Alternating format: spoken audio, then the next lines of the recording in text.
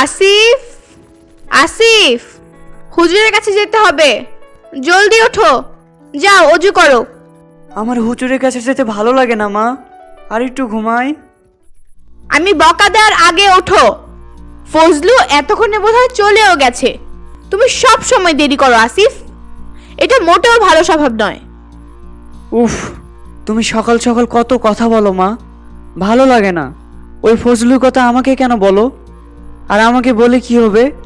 ও তো আমার বড়, ভালো করে পড়া পারে, আমি তো মাত্র শিখছি। নিয়ম করে পড়া শেষ করলে তুমিও পারবে, বুঝেছো? এখন যাও, জলদি করো।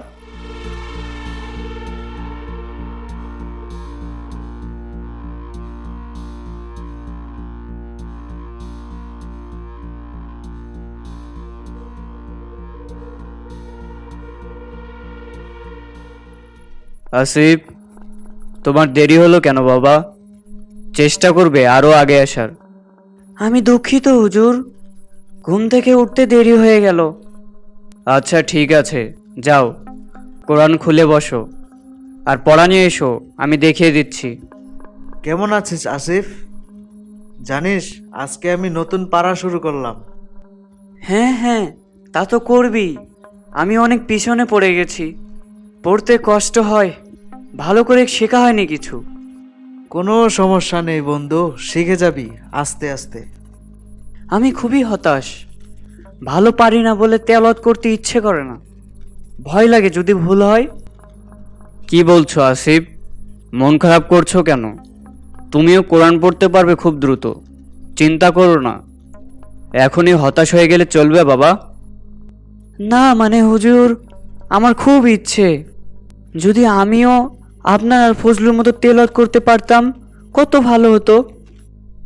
আরে বোকা ছেলে, তুমি কি জানো আল্লাহ পাক তোমার তেলাওয়াত কত পছন্দ করেন?